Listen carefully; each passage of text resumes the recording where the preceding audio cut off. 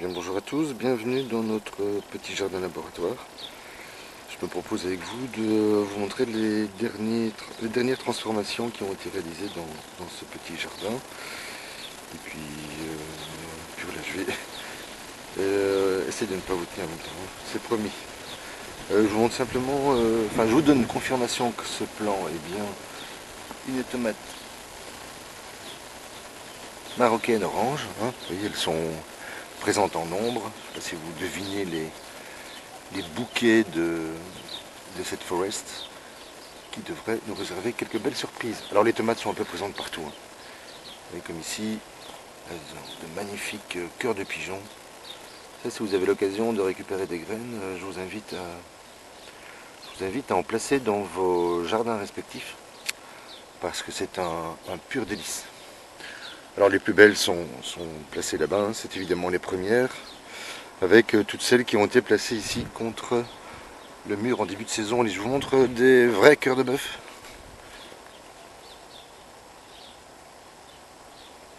Voilà, alors très rapidement, je voudrais remercier Bernard que j'ai rencontré vendredi après-midi et qui m'a offert 16 sacs de différents types de compost et de terreau. Oui, j'en ai placé ici, j'en ai également placé là-bas. Et je lui dire un grand merci parce qu'il m'a également offert des plaques, des ondulines en... Ah oui, j'ai continué à récupérer pas mal de matériaux. J'ai récupéré chez Yves ces grandes plaques en OSB. Je récupère des palettes qui me sont offertes. Je vais en recevoir 8 de la part de Tania et de Seb, que je remercie d'avance. Et donc je remercie encore Bertrand qui m'a offert ces plaques noires, qui sont à peine pliées et qui vont me permettre de poursuivre mes travaux de préparatoire qui se déroulent derrière la serre actuellement et dans lequel je vais construire bien mieux qu'ici des grands bacs pour stocker mon matériel durant l'hiver parce que lorsque le matériel n'est pas placé à l'abri de la lumière et de l'eau, évidemment il a tendance à s'abîmer beaucoup. Bon, je suis un peu fatigué, excusez-moi, je cherche mes mots. Oui, dans ce bac avec le test réalisé avec du pellet bio 80% de feuillus, eh bien, je veux dire que je suis plutôt satisfait. Les persil dans ces conditions, toujours sans arrosage, comme il se débrouille bien. Et les plants ont une croissance régulière. Alors ça, ce sont une partie des derniers plants. Vous voyez que ça se passe relativement bien. Ce sont des boutures pour les 3 plants que vous voyez ici au centre. La butte fleurie, elle a souffert un petit peu. Je vais commencer à enlever les pommes de terre. J'ai déjà commencé là-bas à enlever la première récolte qui était constituée de pommes de terre gourmandines non germées. Le résultat n'est pas très satisfaisant, mais comme vous le savez, cette année-ci, l'important était pour nous de décompacter, de déstructurer, de fracturer le sol de manière à pouvoir utiliser des planches de culture et le résultat est à la hauteur par contre. Et c'est ceci que je suis en train de réaménager. J'ai dû arroser ce matin mes derniers plants qui vont aller dans la prochaine planche. Vous voyez que cette réalisation-ci, finalement, elle se déroule relativement bien. Les concombres sont en place. Tous les plants de tomates ont repris de la vigueur, de même que les salades qui avaient souffert. Toutes les fleurs sont, ma foi, bon voilà, elles sont présentes et elles sont en plein développement. J'ai des belles tomates qui vont bientôt arriver. Qu'est-ce que je peux vous montrer? Bah oui, ici également, j'ai un facus, donc un concombre. Voilà. Et le plan arrive. Donc les carrés font 20 cm. Donc 1, 2, 3, 4, 5, 6, 7. On est déjà à 1,40 m de hauteur.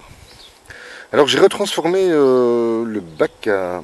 je vous montre rapidement. Vous voyez des planches qui ont été découvertes.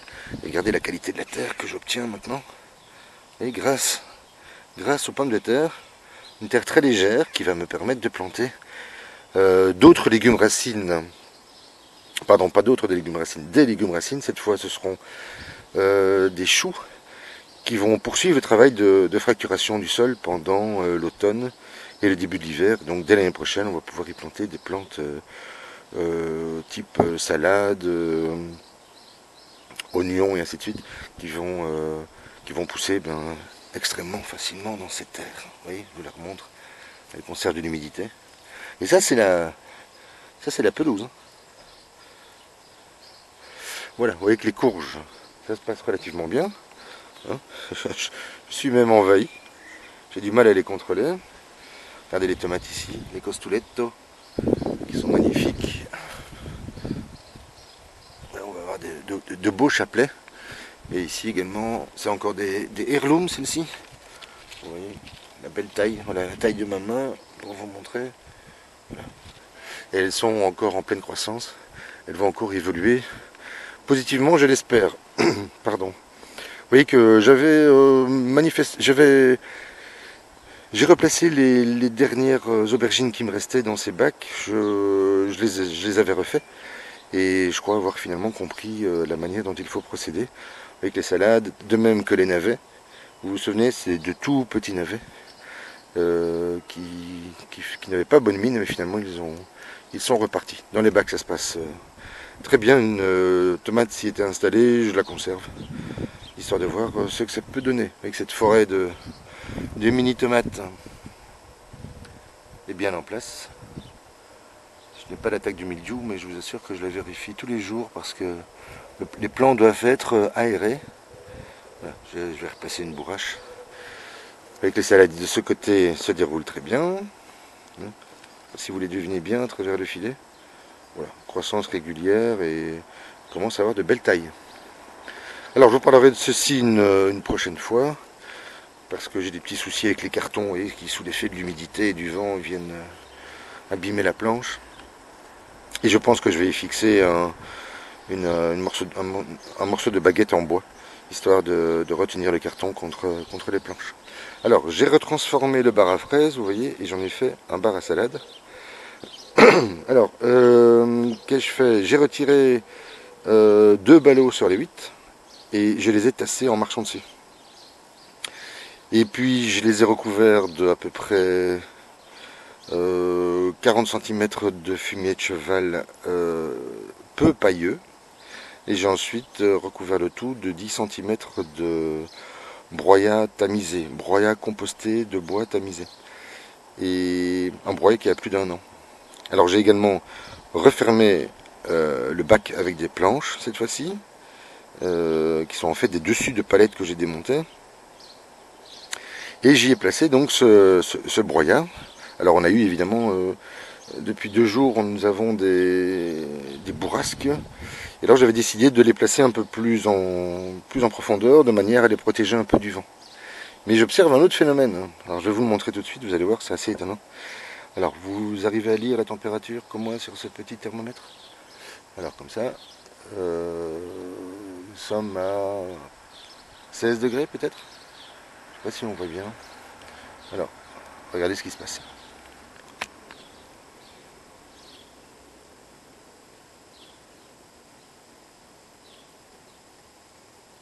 Voilà, ça mérite un petit moment de silence. Donc on devrait dépasser les 50 et s'arrêter vers 55 degrés à peu près.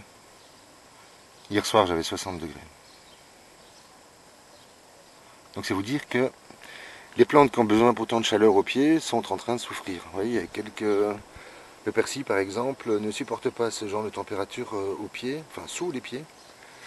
Les tomates ont également quelques difficultés. Celles qui résistent le mieux, ce sont les salades rouges type Batavia, qui apparemment sont un peu mieux adaptées à ce type de technique. Toujours est-il qu'elle est en expérimentation, hein, je la teste encore.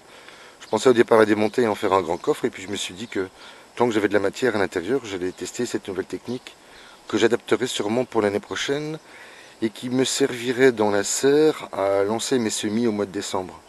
Et donc je placerai, un petit peu comme ici, mes semis levés dans des bacs Et je déplacerai ensuite, je placerai ensuite le bac sur ce terreau transformé, puisqu'il sera du terreau l'année prochaine. Et à partir de là, les plants pourraient recevoir de la chaleur par le sol et leur permettrait de passer les premiers mois de l'hiver dans de bonnes conditions. Alors oui, je pense qu'on a atteint les 60. Voilà, et tout ça en à peine 24 heures. Non, pardon, en 48 heures. Voilà, je vais vous laisser ici. Je vous souhaite une excellente journée et je vous dis à très vite.